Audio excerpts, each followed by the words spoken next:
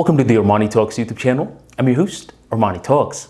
In this channel, we are breaking down communication skills, and in this episode, we're breaking down why you get distracted so quickly.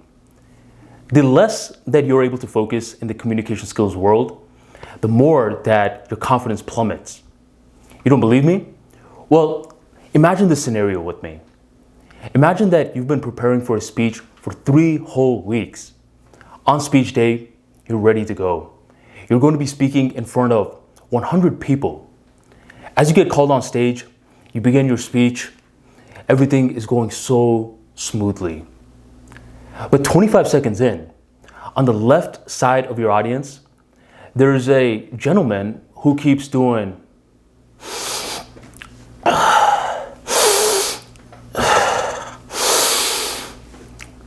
they have a leaky nose. But you're able to push past that. You just keep on going and going and going. But then, on the right side of your audience, there's a baby that just starts crying nonstop. And instead of the mom taking the baby outside of your speech and taking care of her child there, she decides to remain present and take care of her child while you're giving the speech. So that's another distraction. And as that's going on, right in front of you, there's a little kid who pulls out their phone, is watching YouTube videos, and is giggling non-stop. You have 2 options right now. Option 1, you say, time out, guys, time out. Don't you guys see that I'm giving a speech right now? Please stop distracting me a little bit less. All right, time back in. That's option 1. Option 2 is that no matter which distractions are being presented to you, you just keep adjusting non-stop. And you keep getting better and better and better. Which options are you picking? This was a trick question because there's only one correct answer. It's this one, path 2. Path 1 is an illusion that your ego is tricking you with. There's no such thing as a redo button. Therefore, if we want to become confident public speakers, confident communicators, confident in front of the camera, we need to work on focusing more. We need to stop being distracted so darn quickly. But in order for us to stop getting distracted so darn quickly, we have to address the root of the problem. Why is it happening? In this episode, I'm going to give you the root of the problem from my personal experience. And from there, you're going to have a choice. You're going to have to make a decision to evaluate how important it is that you want to tame your distraction. So without further ado, let's get started off with a concept that I would like to phrase, the distraction muscle. Armani, I've heard of biceps before. I've heard of quadriceps. I've heard of calf muscles, but I've never heard of the distraction muscle. Well, it's a thing. Even though we can't see it, we have to understand that it is a thing. It's what we call fine matter. This sort of matter with my body, you can clearly see it.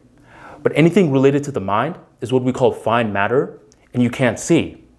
And since we can't see it, we are unable to acknowledge that we are accidentally strengthening this muscle more and more and more. In the modern generation, people who can't even concentrate for more than 10 seconds without having a new form of thought, their distraction muscle is strong as hell. We gotta understand this. We need to make this concept real to us to further melt away distraction. All right, Armani, I'll give you that. I'll say that this whole distraction muscle thing is a thing. But the question is, why is it that nowadays distraction muscles are so strong in different people? Why is it that nowadays less and less people are able to focus? So I have 2 reasons for this. And I believe since these 2 reasons are getting intertwined, our generation is getting worse and worse and worse in terms of focus. So one reason is due to a lack of spiritual foundations, and I'm going to explain what that exactly means. And another thing is an attachment to material possessions. You combine the 2, and you have what I call the worst of both worlds. And when you have the worst of both worlds, a distraction muscle, a strong one at that, is simply a byproduct. So let's go through each of those ones. A strong spiritual foundation. What we have to understand is that our mind naturally, at a baseline state, is extremely chaotic. Okay? This is how our mind looks if left completely unchecked. We're not even doing anything, but it's just moving from thought to thought to thought.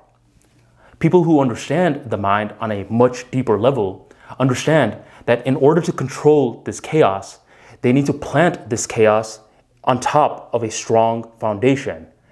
And when you plant it on top of a strong foundation, the thoughts stop getting as chaotic. It's still moving, but now it's moving with direction.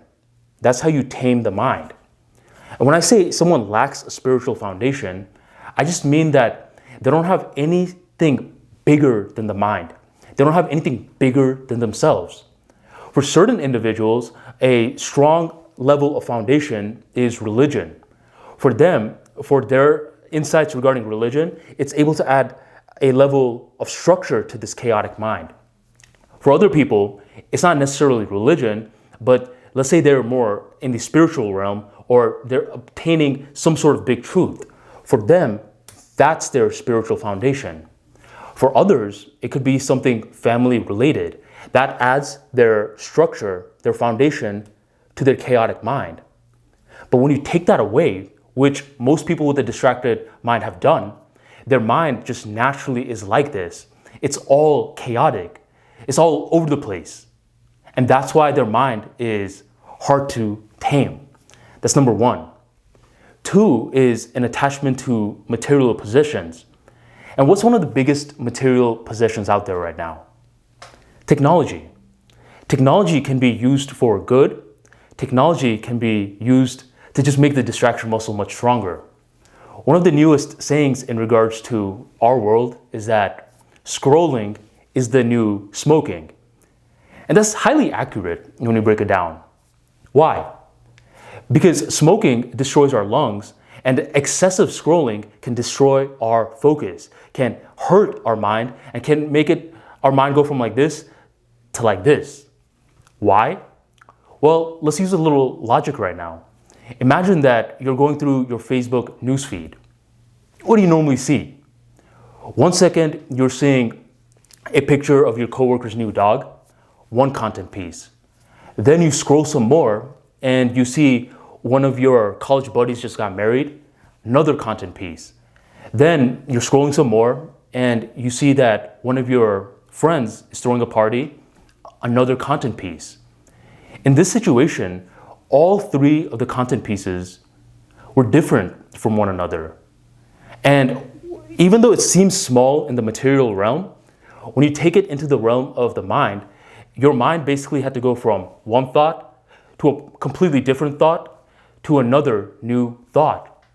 So when you're excessively doing this throughout the day, what you're conditioning your mind to do is think completely incongruent thoughts that don't have any sort of patterns with one another. That's exactly what happens when you get a little too attached to material possessions. Now let's bring it all into one. You could be one of those individuals that it's good on one side, but is struggling on the other side.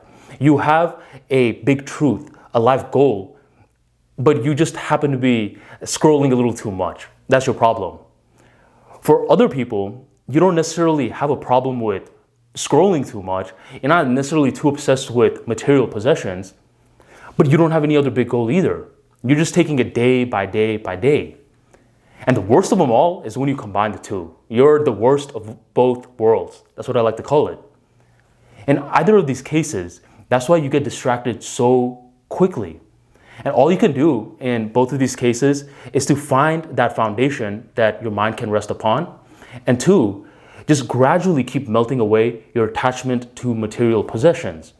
In this case, with the spiritual foundation, keep working every single day to create and cultivate a truth much bigger than yourself.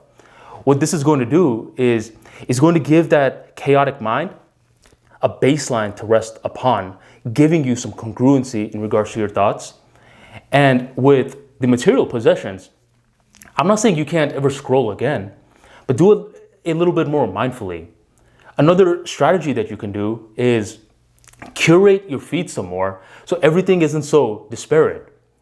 But like I said, do it mindfully. You don't have to just kill off social media for good, because that could be harmful as well. Just be a little bit more conscious as you're scrolling. Just because we can't see the mind, we often inadvertently abuse it. We don't want to do that. Because what I said in the beginning of this video, all this combined with one another, the distraction muscle as a whole, it does have an impact in terms of communication skills. So in the beginning stages, if you want to be that one public speaker that's able to keep on moving forward, no matter what sort of distraction the stage throws at them, then you have to consciously work on improving your focus. Try to do that one task every single day that you put complete focus on. No forms of distraction. You turn your phone off. For me personally, it's these videos. When I'm doing these videos, my phone is off, everything is off regarding the external world, and all that's on is my camera, the lapel mic, the light, that sort of stuff. So find that one task. Just gradually keep understanding what it means to weaken the distraction muscle. You just need to understand what it means to fully focus in one task before you can replicate it in other tasks.